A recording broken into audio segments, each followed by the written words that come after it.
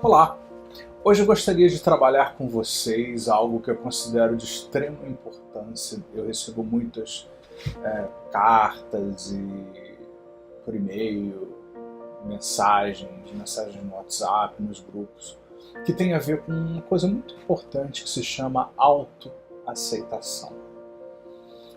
E autoaceitação não tem nada a ver com conformar-se com as coisas, nem aceitar o que você não pode mudar. Não se trata disso. Autoaceitação significa você buscar uma harmonia pessoal. Muitas vezes você tem determinadas características, muitas vezes você tem uma orientação religiosa, você tem uma orientação sexual específica. E algumas pessoas se sentem desconfortáveis por se perceberem de uma determinada maneira, de um determinado jeito, de uma determinada forma.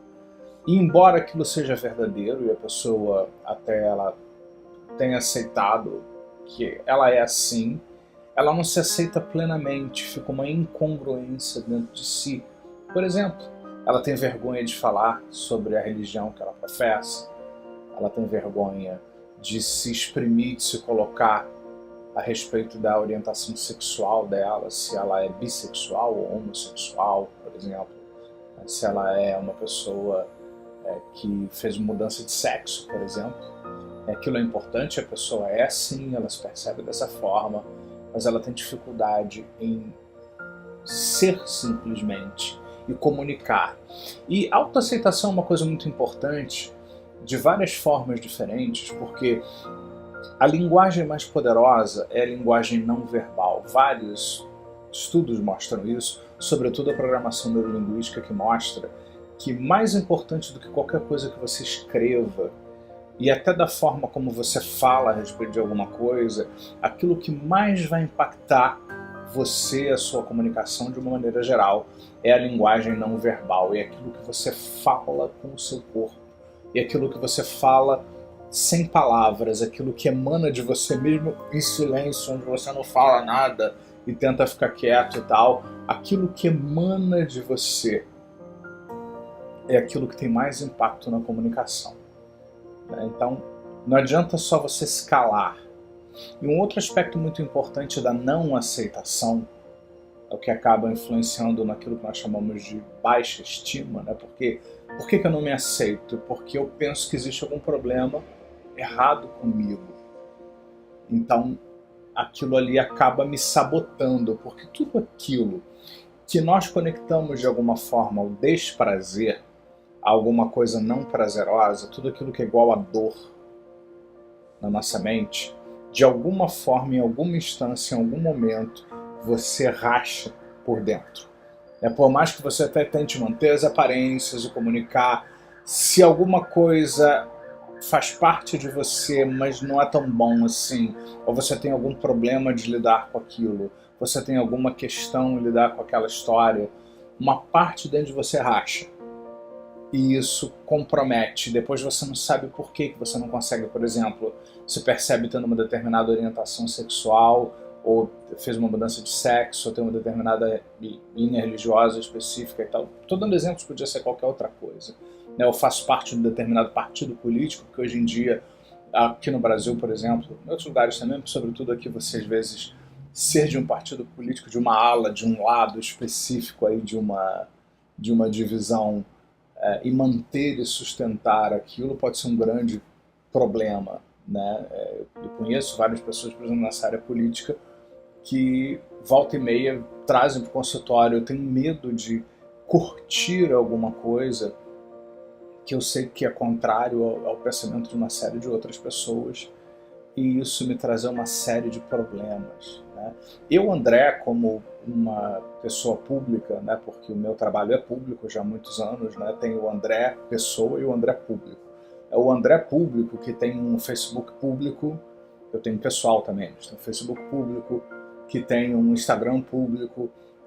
Eu há muitos anos eu aprendi isso, né, que você tem que ter muito cuidado. Muitas vezes eu curtia uma coisa muito discreta, mas que tendia levemente para um pensamento filosófico, alguma coisa assim, e vinham críticas assim terríveis, né, e tal. É porque eu nunca me arrependi de ter curtido as coisas que eu curti, de ter apoiado.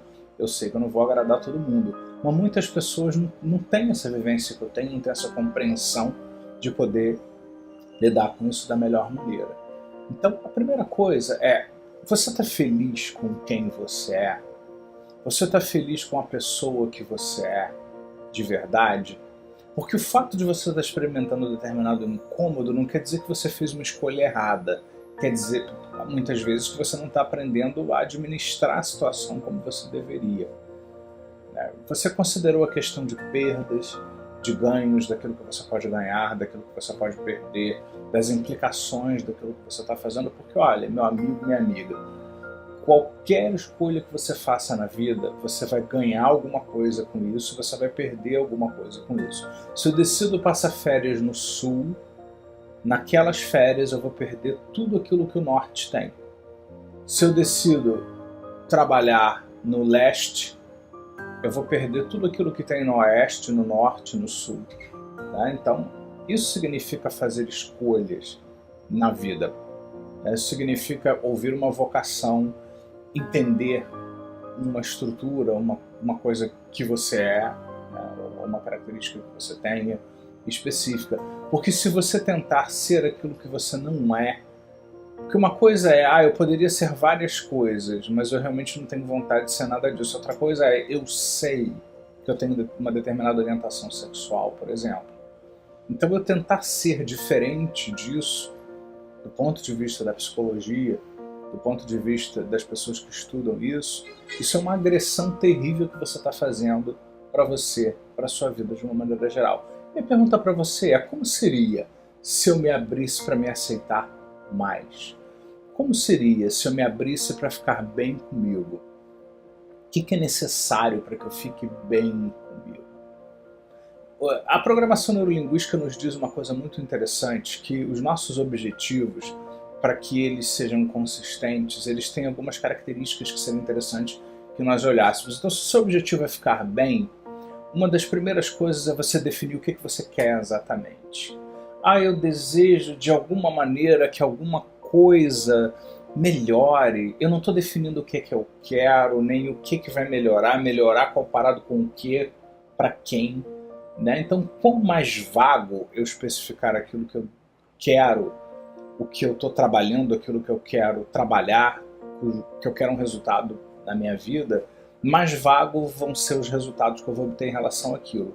Então, o que especificamente você quer melhorar na sua vida? O que especificamente você quer aceitar dentro de você? O que?